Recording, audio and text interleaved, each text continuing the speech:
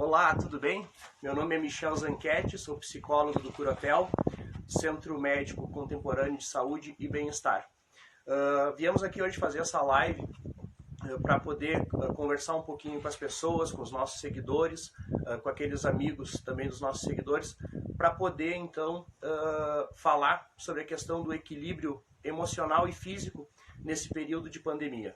Sabemos que é um momento difícil, né, para muitas pessoas, em decorrência de todo o processo que a gente está vivendo, com todas as notícias que a gente vem visualizando no dia a dia na nossa casa e dessa questão do confinamento social. E isso tem repercussão, sem dúvida, tanto na nossa vida pessoal, física, emocional, econômica, que a gente não pode também deixar de lado. E a gente vem então fazer um papo mais descontraído. Eu sei que nesse momento é difícil a gente ter um processo de descontração, mas eu vim aqui dizer para vocês que é possível. É possível a gente poder fazer uma análise mais profunda de tudo que a gente está vivendo. E, consequentemente, a gente vem conversar com vocês. Se vocês tiverem dúvidas, perguntas, sugestões, a gente está aberto aí a dialogar num período aí de 30, 45 minutos. Lembrando que hoje é uma data, apesar de todas essas dificuldades, é uma data especial para o Curatel. Hoje é dia 26 de março. Em 1982, há 38 anos atrás, o Curatel abriu as portas para trabalhar com prevenção. Justamente o que a gente está fazendo hoje, confinado dentro das nossas casas, é prevenção. E a gente tem um propósito, e o propósito é vender mais saúde e mais vida. É a nossa missão. E todos os funcionários hoje, eles não estão aqui no Curatel. Eu estou nas dependências do Curatel, eu vim da minha casa hoje, eu também estou num processo de confinamento. E a gente está aqui dentro das dependências justamente para, em algum momento, retornar a ter o que a gente mais gosta de fazer, que é o nosso cliente aqui dentro. E com certeza, logo na sequência, a gente vai ter, porque todo mal não perdura para sempre. E eu sempre costumo dizer para meus clientes que estão vivendo um processo de conflito emocional, que estão vivendo um processo de sofrimento, que depois da tempestade sempre tem o arco-íris. E eu acredito nisso. E é para isso que a gente veio aqui, então, conversar. Existe um conceito bastante antigo e que está contemporaneamente muito falado, que é a resiliência.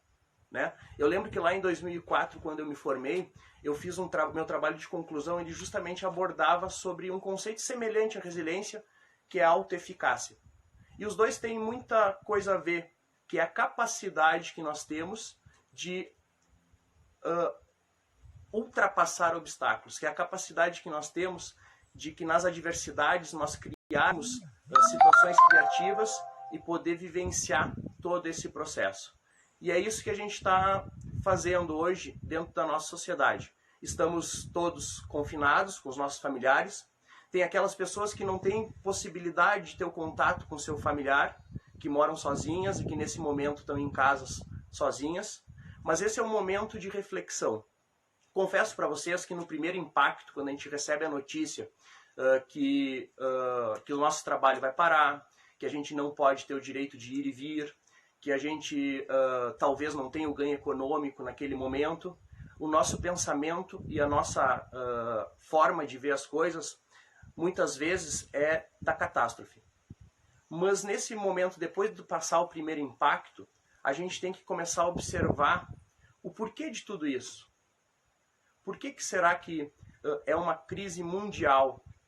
Por que muitos países, né, que têm poder econômico também estão sofrendo as mesmas consequências que nós?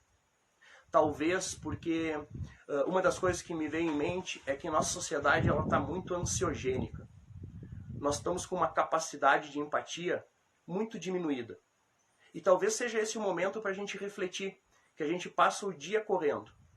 Algumas coisas, no primeiro momento, eu confesso a vocês que na quinta-feira, que foi o meu último dia de trabalho aqui no Curatel, onde eu estou nesse momento, e ainda nós tínhamos clientes e tínhamos que cumprir o nosso dever até o fechamento, eu confesso para vocês que foi um dos dias mais difíceis desses 13 anos que eu faço parte da história dessa equipe.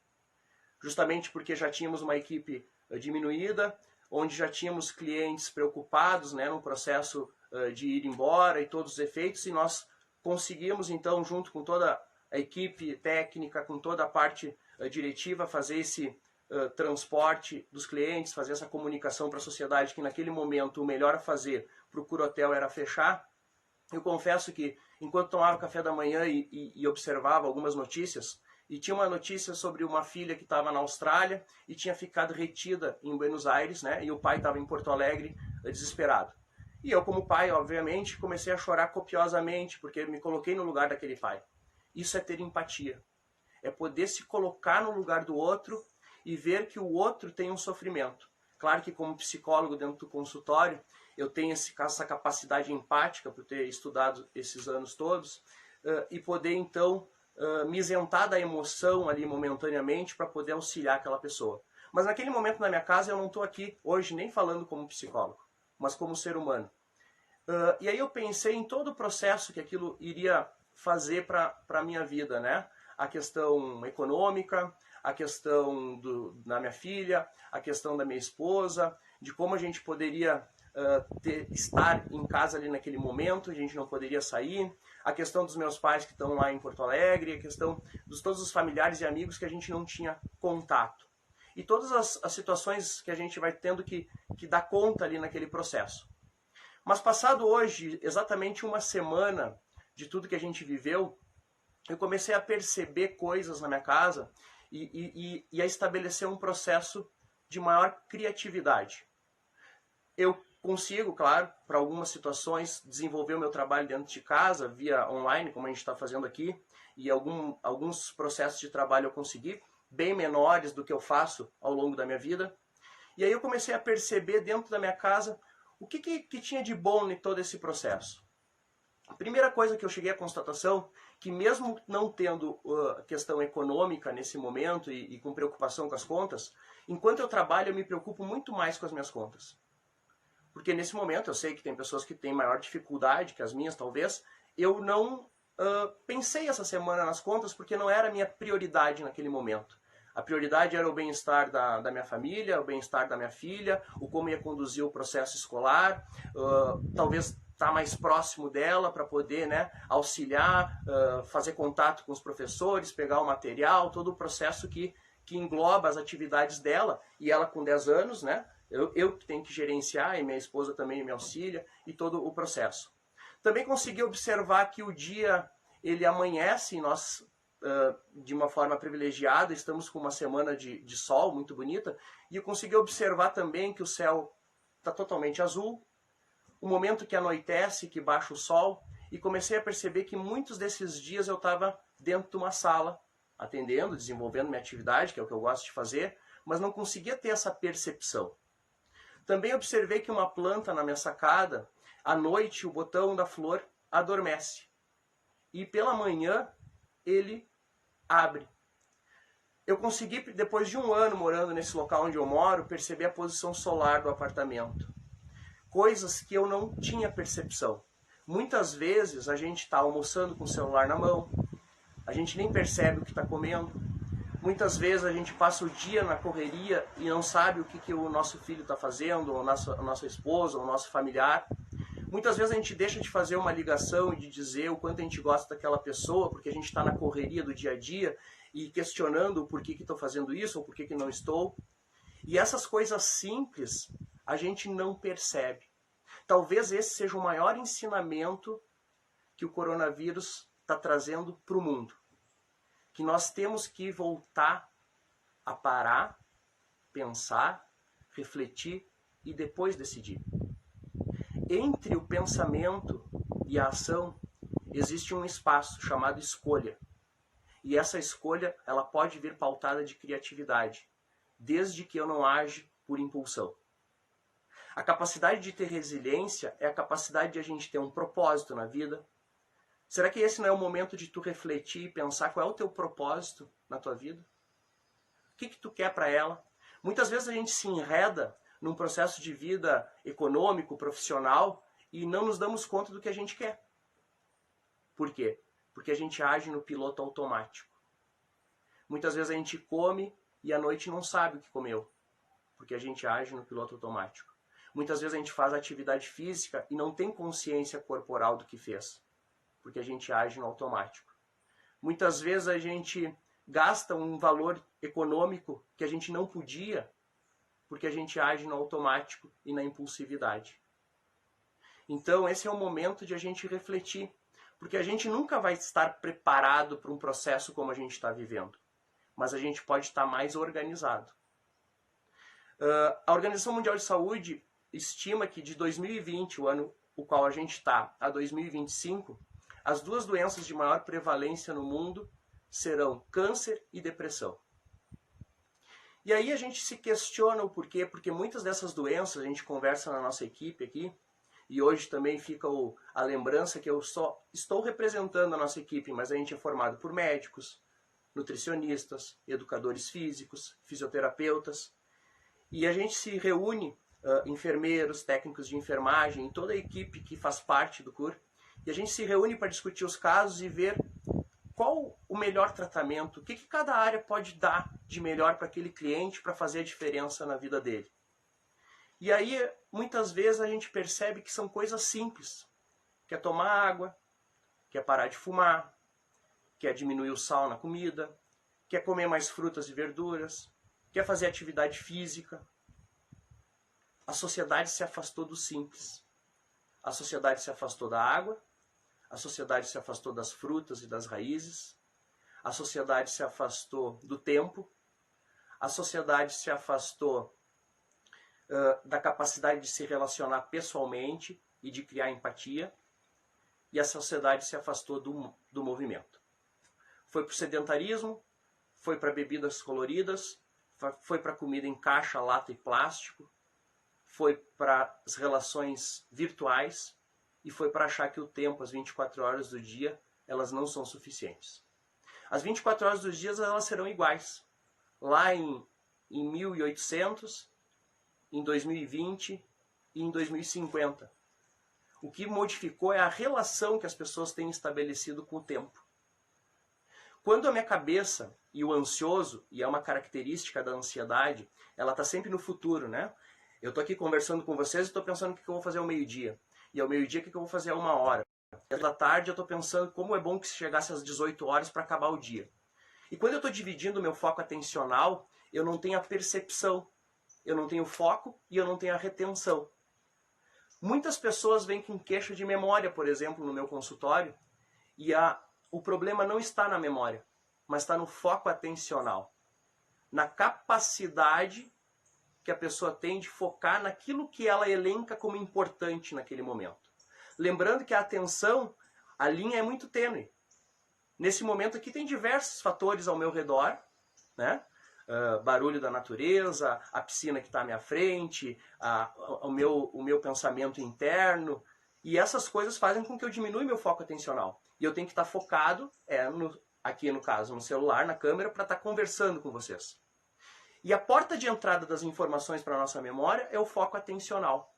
E a ansiedade, ela diminui isso. Por quê? Porque a pessoa nunca está no presente. Então eu estou atendendo as duas com a cabeça às 3, às 3, às 4. Quando chega final do dia, eu me questiono, mas o que eu fiz? Eu não lembro. Porque eu estava sempre dividindo o foco de atenção. Nós temos uma pergunta justamente sobre ansiedade. Isso, ok? Que é como fazer para controlar, que é tão difícil. Douglas perguntou isso. Ok, Douglas, tudo bem? Obrigado pela participação. O que é a ansiedade? Se a gente for fazer uma análise, né, do que é a ansiedade, a base da ansiedade é a insegurança, o medo de errar. Então eu antecipo de todas as formas o futuro por não suportar a ideia de que eu posso errar. A primeira boa notícia que eu tenho para te dar hoje é que a gente pode errar. O erro faz parte da vida. Talvez persistir no mesmo equívoco não seja o mais adequado. A gente tem que tirar algum aprendizado do equívoco. Por isso que eu comentei anteriormente que esse período de crise mundial, nós temos que tirar algum aprendizado disso. A gente tem que levar, e eu tenho convicção e certeza e pensamento positivo que nós vamos passar esse obstáculo de forma resiliente e vamos construir uma sociedade muito melhor do que a gente já tinha. Porque esse é o momento de nós criar conceitos. Mas voltando à ansiedade. A ansiedade, ela não é de todo ruim. A ansiedade me faz estar aqui conversando com vocês. Confesso, né, que sentir aquele friozinho na barriga, o coração um pouquinho disparado em toda situação que é nova, ela vai fazer com que a gente tenha capacidade. O problema é que quando esse nível de ansiedade ultrapassa o limite, ele vai fazer com que a gente então tenha uma dificuldade maior. E aí eu posso até sentir um branco aqui e não conseguir desenvolver. A minha voz embargar, eu começar a ficar trêmulo, a ter sudorese e conseguir não desenvolver o que eu gostaria de passar para vocês. Mas como então gerenciar? O primeiro fator que a ansiedade faz é diminuir a capacidade respiratória. Vocês já observaram como é que é a respiração de um bebê? Ela é inteiramente na barriga, porque é a respiração do relaxamento. A respiração do ansioso é aqui, na caixa torácica. Ou seja, diminui a minha capacidade de raciocínio. Porque se vai diminuir a minha capacidade de respiratória, as taxas de oxigênio diminuem, tensão muscular, eu aciono no meu sistema um sistema de luta e fuga, eu estou pronto para atacar e pronto para me defender, e isso faz então com que eu vou ter uma dificuldade maior. Então o primeiro fator, quando a gente sentir ansiedade, é não ter medo dela.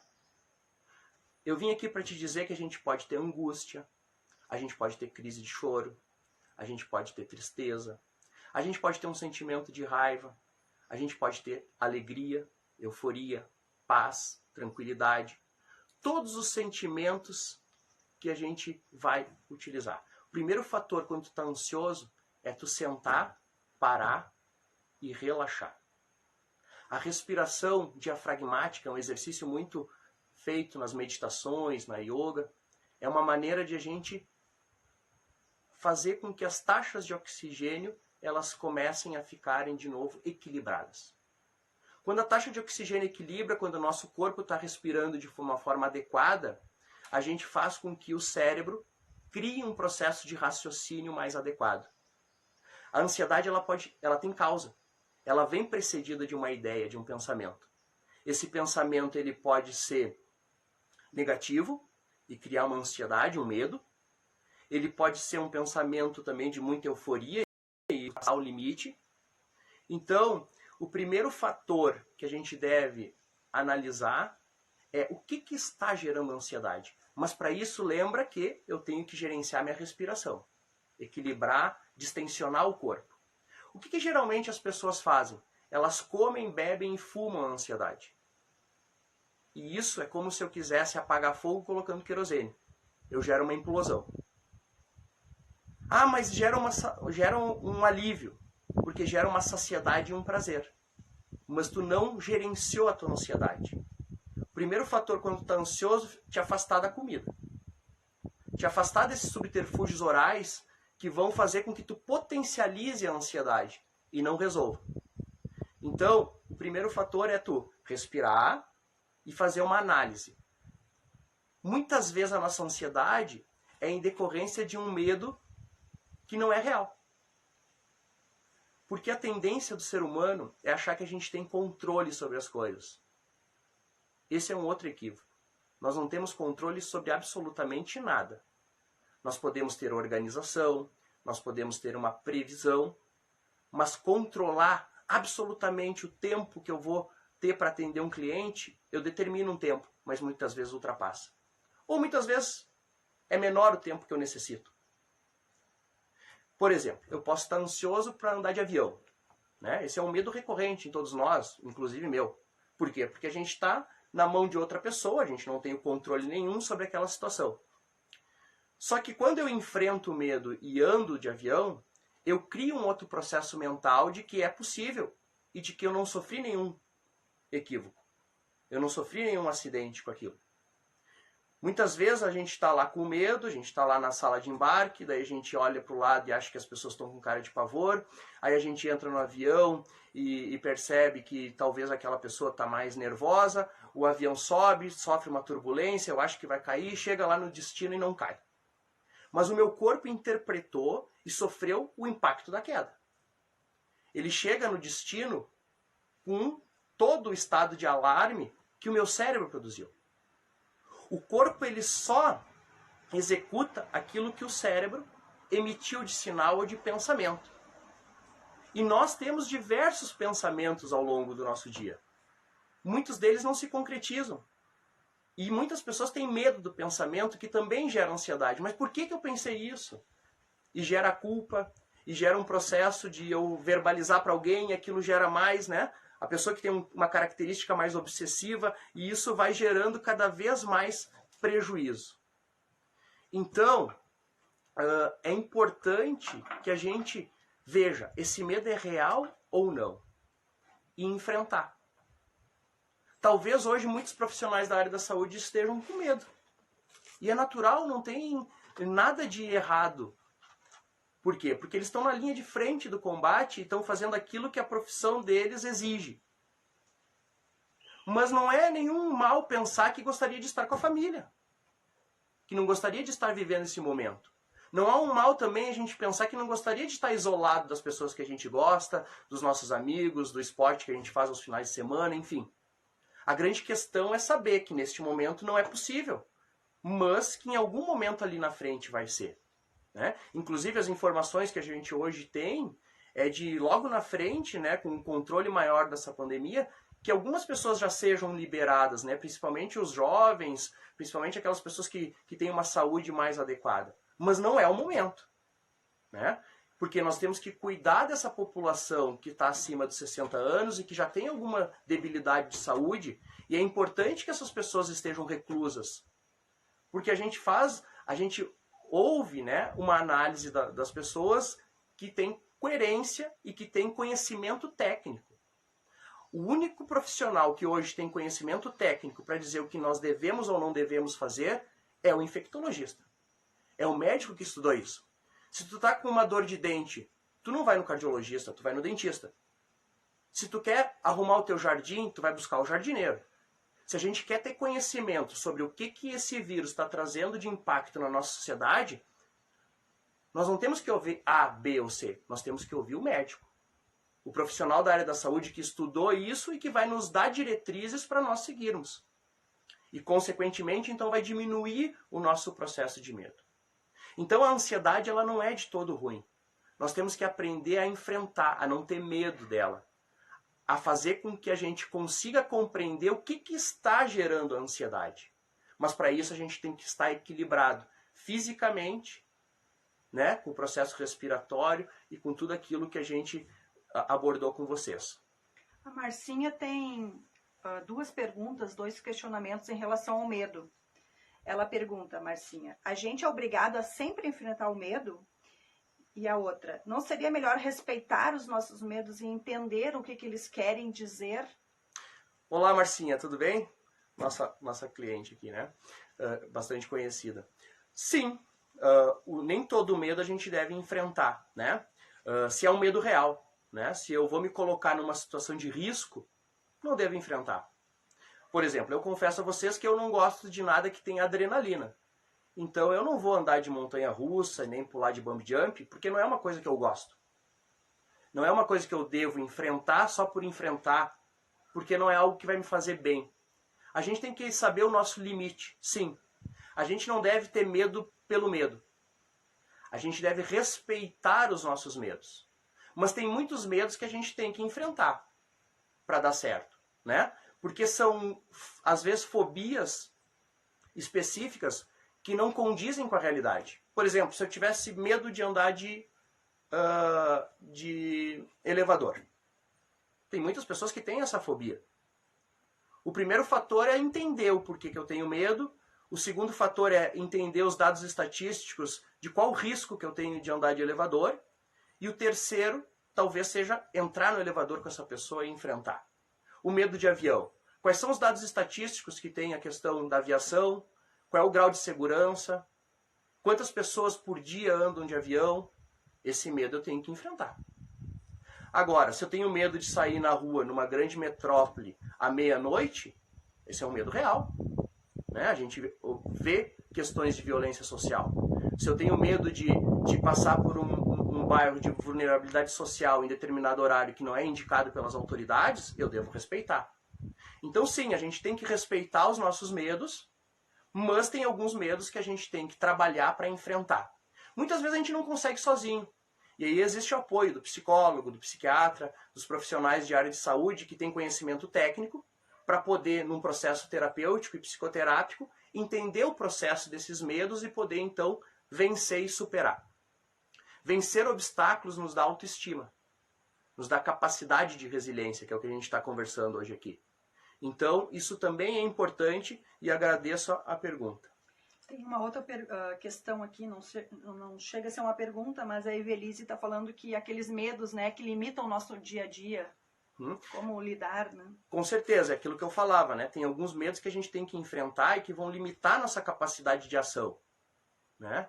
Então, analisar o porquê que eu tenho aquele medo, né? Muitas vezes a gente não consegue sozinho, porque a irracionalidade naquele momento é que nos toma conta.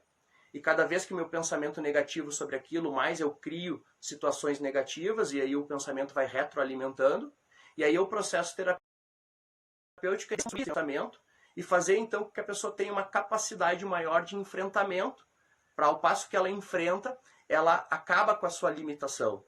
E ao passo que eu consigo acabar com a minha limitação, isso me dá capacidade de autoestima, capacidade de enfrentamento, e numa outra situação semelhante, ou até mesmo a mesma, que eu tenho medo, eu vou conseguir ter maior capacidade de pensar e raciocinar. Então eu falava da simplicidade da vida, né? A gente tem que voltar a tomar água, a gente tem que voltar a se alimentar de coisas mais naturais e que vão dar maior aspecto nutritivo ao corpo. A gente tem que estimular as nossas crianças, os nossos jovens e até mesmo nós adultos a desenvolver uma capacidade maior de relacionamento pessoal. Vai ter muitas pessoas no futuro que vão ter capacidade técnica, mas vão naufragar porque não tem capacidade interpessoal. A gente só desenvolve empatia, a gente só desenvolve capacidade de visualizar as emoções quando a gente convive pessoalmente, com contato pessoal. Aí sim a gente vai ter capacidade de reconhecer o que é tristeza, o que é alegria, o que é uma pessoa nervosa, o que é uma pessoa tranquila. Com os emotions virtuais, isso não é possível. E muitos de nossos jovens hoje têm essa dificuldade. Criam processos ansiogênicos e de ansiedade porque não conseguem se relacionar. Qual o percentual hoje de fobias específicas, síndrome do pânico, síndrome do pensamento acelerado, síndromes de ansiedade? Eu atendo inúmeros casos lá no consultório e aqui no Curatel desse processo. Pessoas que tu pergunta, mas o que tu pensa? Não sei, só que o meu cérebro não para de pensar. Por quê? Porque o cérebro não retém. É um fluxo de ideias tão intenso que a capacidade de retenção e de raciocínio, ela fica diminuída. Nós temos que voltar a ensinar o nosso corpo a desligar. Muitas pessoas sofrem de insônia hoje. O que é o sono?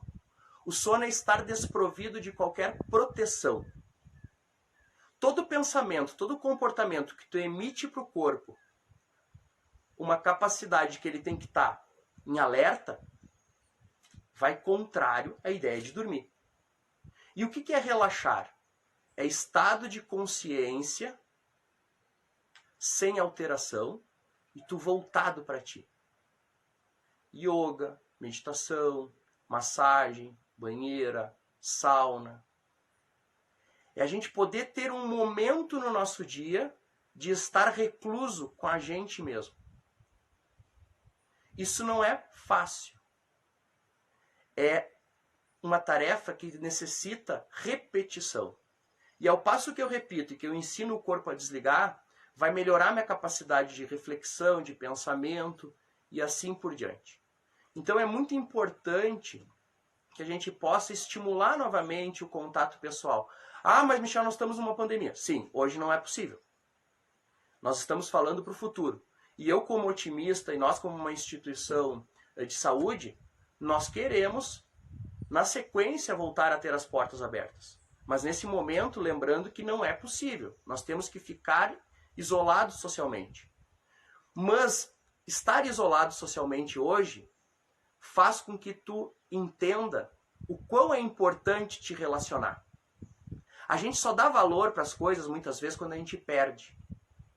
E nesse momento nós perdemos a capacidade de ir e vir e de conviver socialmente. Então é isso que na tua casa hoje, eu, você e todos nós temos que analisar. O porquê que a gente perdeu essa capacidade. Talvez a gente perdeu essa capacidade pela ganância. A gente perdeu essa capacidade pela falta de empatia e de pensamento ao próximo. A gente perdeu essa capacidade porque a gente deixou de cuidar das coisas importantes da nossa vida e vivemos no automático. Então, se tu sair com uma mensagem aqui dessa live, sai do automático. Vive o presente. Vive o momento. O que tu está fazendo agora? Percebe que tu está comendo. Percebe que tu está caminhando. Percebe que tu está respirando. Percebe todo o conhecimento que tu adquiriu já ao longo dessa vida e que tu pode adquirir ainda mais. Esse é o momento de a gente desenvolver. Eu estou lendo aqui alguém que comentou ali, compaixão. Mais de uma pessoa. É isso. É esse o aprendizado que as pessoas têm que ter. Independente do teu credo religioso, a gente tem, para ter qualidade de vida, tem 6 áreas importantes na nossa vida. Parte física e mental. Parte familiar, afetiva, profissional, financeira e espiritual. Não adianta eu ter uma condição econômica e uma vida profissional excelente e minha família ser um desastre. Não adianta eu ter uma condição econômica maravilhosa e eu não ter saúde. Essa é a questão. Talvez a sociedade deixou de equilibrar esses 6 fatores. E para equilibrar esses 6 fatores, eu tenho que todos os dias da minha vida dar atenção aos 6. Se eu não tiver tempo para os 6, eles não vão desenvolver. E um não preenche o outro. Eles andam lado a lado. Então isso que é importante a gente refletir. É a gente poder ter a capacidade de novo de equilibrar a nossa vida.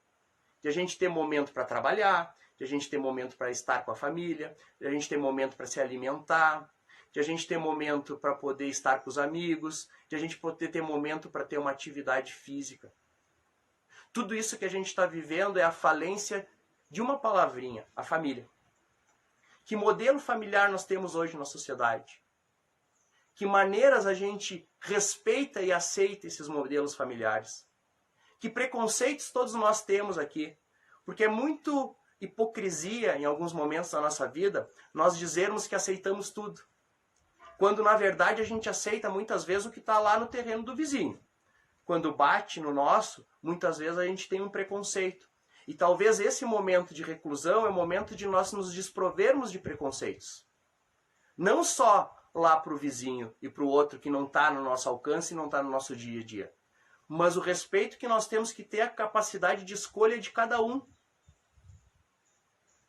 Será que porque eu torço para o Grêmio e o meu amigo torce para o Inter, nós precisamos ir para um estádio de futebol escoltados pela polícia como marginais?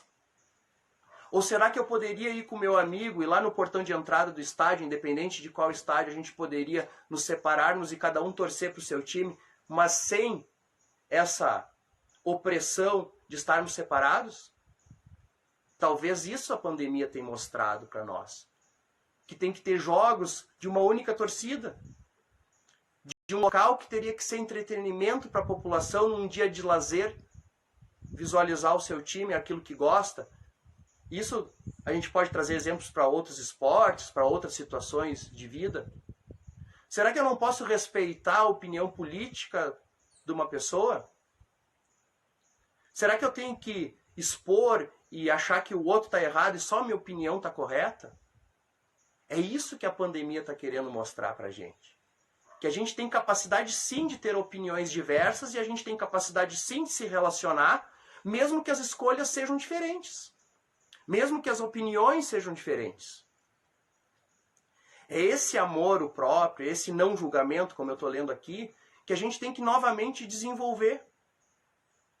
Eu tenho convicção que logo na sequência nós vamos fazer esse país girar de novo economicamente, nós vamos fazer todas as atividades que a gente fazia anteriormente, talvez a gente acrescente outras atividades que a gente não fazia anteriormente, mas o mais importante, pessoal, é a gente poder, de novo, nos respeitarmos, viver em sociedade, estabelecer uma empatia adequada e poder agregar um na vida do outro. nós poder de novo desenvolver a capacidade de viver em família, de conviver com as pessoas que a gente gosta, de ter tempo para se alimentar, de poder respeitar o próximo, independente da cor, do credo religioso, do time que ele torce, da bandeira política que ele acredita. É isso que as forças do universo, Deus, enfim, aquilo que tu acredita, está querendo nos dizer. De a gente poder de novo analisar as coisas, pensar, refletir e depois agir.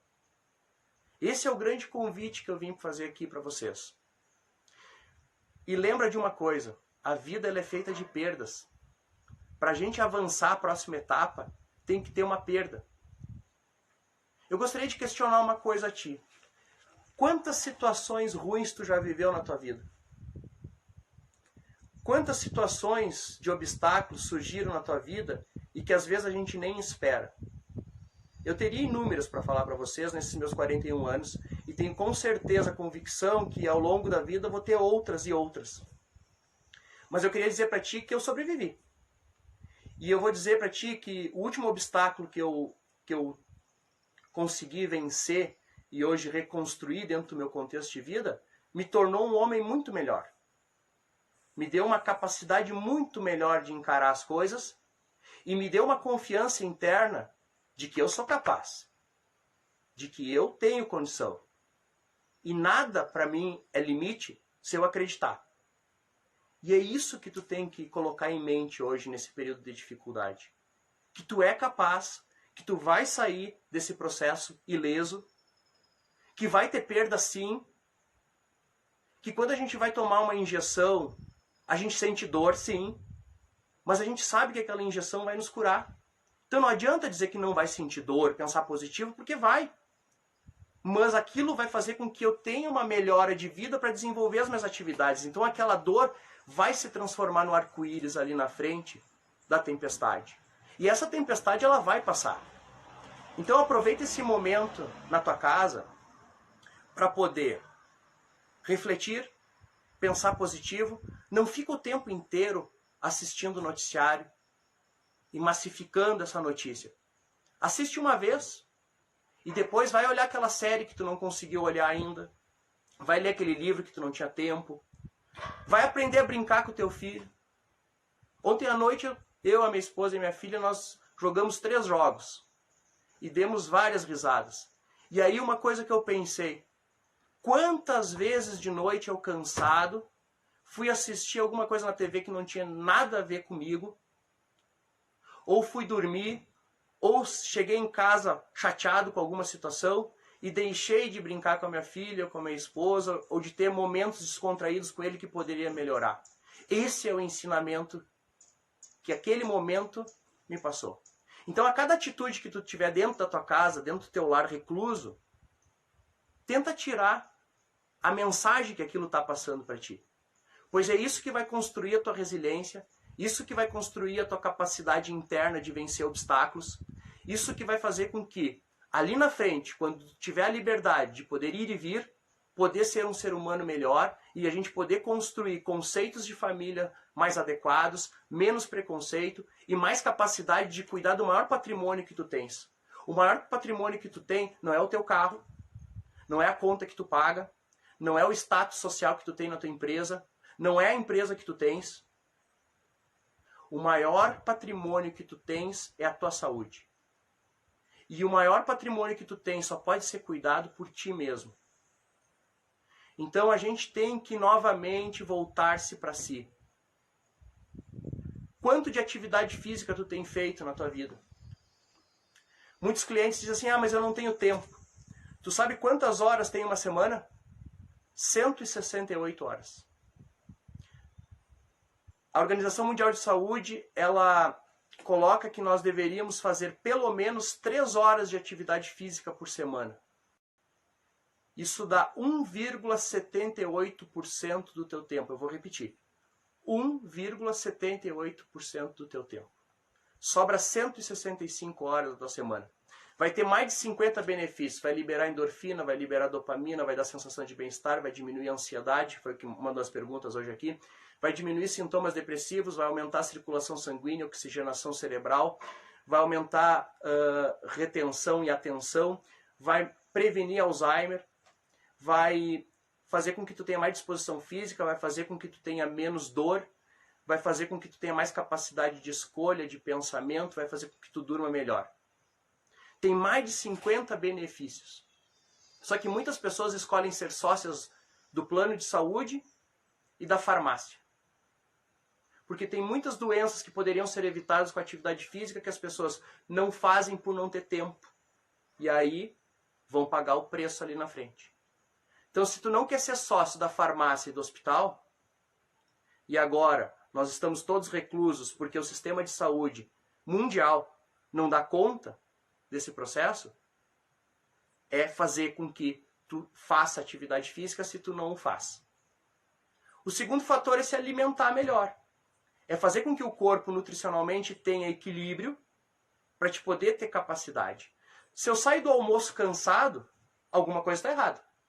Ou o tipo de comida que eu estou comendo tem uma digestibilidade muito lenta e para fazer o processo digestivo vai diminuir a circulação sanguínea e eu vou ficar sonolento. Ou eu estou me alimentando mal, ou não estou me alimentando. Porque se eu estou dando combustível adequado para o organismo, eu teria que estar com disposição para desempenhar as minhas atividades. Relaxar. Muitas pessoas têm vários fatores dentro da sua casa e não utilizam. Trabalham para ter o condomínio com spa. Trabalham para ter a casa de lazer e a piscina. Trabalham para ter a banheira dentro do banheiro, com luzes, com jatos, com isso, com aquilo. Só que muitas pessoas não entram na banheira, não entram na piscina, não passam nem perto da casa de lazer. E aí eu pergunto qual o significado de tu trabalhar tudo isso e não ter, então, a capacidade de usufruir. Nós temos que fazer essa análise, a gente tem que usufruir o que a gente conquista. Porque senão, nós não vamos ter capacidade de ter bem-estar. E finalizando aqui a nossa live, equilíbrio emocional tem a ver com viver as emoções. Emoção, como eu já disse hoje, não foi feita nem para ser comida, bebida e fumada. Emoção foi feita para ser vivida. Vive a tua tristeza, uma tarde triste faz parte da vida. 2 semanas triste persistentemente é um sintoma depressivo. Eu tenho que tratar quando não tem uma causa aparente. Porque daí se transformou num sintoma. Tem intensidade, tem frequência e tem duração. Uma tarde triste vai pintar, vai caminhar, vai escrever, vai conversar com alguém. Vai elaborar essa emoção para no outro dia tu se sentir melhor. Uma ansiedade, da mesma forma, e assim por diante. Então, para a gente ter bem-estar, para concluir a minha presença aqui hoje, é importante que a gente volte a fazer atividade física, que a gente se alimente melhor, que a gente relaxe, que a gente viva as emoções, que a gente desenvolva a empatia, que a gente pense positivo e que a gente utilize esse período de reclusão para a gente fazer uma análise de toda a estrutura social que a gente está vivendo. E lembrando, neste momento, o Curatel, como uma autoridade também de saúde há 38 anos, recomenda que todos os seus funcionários e todos os seus clientes fiquem em casa. Hoje a gente tem que ouvir a autoridade de saúde. E é isso que os médicos infectologistas nos trazem de informação. Que o melhor caminho para essa doença é a prevenção e o momento de estarmos reclusos em casa para que a gente não possa ter o contágio e a transmissão pela questão da nossa políticas de saúde aqui do país. Não só do país, como do mundo que a gente está visualizando. Mas a gente tem uma notícia positiva que em breve as autoridades de saúde também vão estar liberando para que jovens, para que pessoas que têm uma condição de saúde adequada e que não estão no grupo de risco possam, aos poucos, estarem desenvolvendo essas atividades. Assim como o convívio com os nossos familiares acima de 60 anos. Mas neste momento não é possível. Neste momento nós temos que estar reclusos e aproveitando esse momento para poder estarmos mais equilibrados, fisicamente e emocionalmente. Nas redes sociais tem diversas informações de educadores físicos gravando vídeos, dando informações de como fazer uma atividade física dentro de casa. Aproveita. Começa agora. Aproveita para ler, para manter a tua mente ocupada. Menos notícia ruim e mais pensamento positivo. Porque todos nós pensando positivamente, com certeza nossa vida vai voltar ao normal ali na frente e nós vamos estarmos mais equipados e mais estruturados porque nós vencemos uma guerra. Todo soldado que volta da guerra vivo, ele tem uma vivência muito maior, porque ele sabe dar valor para as coisas. Ao acordar de manhã, minha última mensagem, acorde para o dia. Perceba que tu está enxergando, que tu está respirando, que tu está com saúde, que tu tem capacidade de escolha. Aproveita para ver como é que está o tempo. Faz as coisas pausadamente, para ali na frente tu usar esse aprendizado para a tua vida. Essa é a mensagem do Curatel. Como eu falei, hoje eu estou representando uma equipe e eu quero mandar um abraço especial para todos os meus colegas, que logo na sequência nós estaremos juntos, os educadores físicos, os fisioterapeutas, as nutricionistas, os médicos, os técnicos de enfermagem, a enfermagem, todos os profissionais que atendem os nossos clientes, as massagistas, o spa, a nossa gerência, o pessoal da manutenção, o pessoal do marketing, o pessoal lá da recepção, o pessoal que gerencia e que faz toda essa estrutura andar. E logo na sequência, no carnaval, uns dias atrás, nós batemos o recorde de atendimento a clientes no Curatel nesses 38 anos. Nós atendemos 85 clientes aqui no carnaval.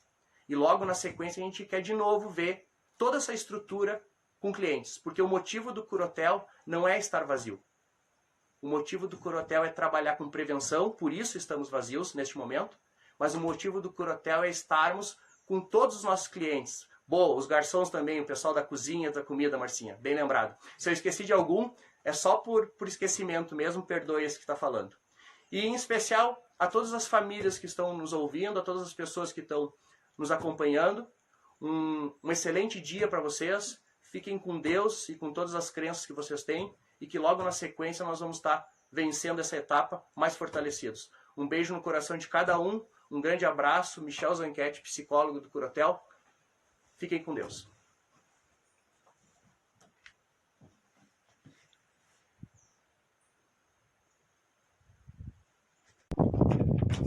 Então tá, galera.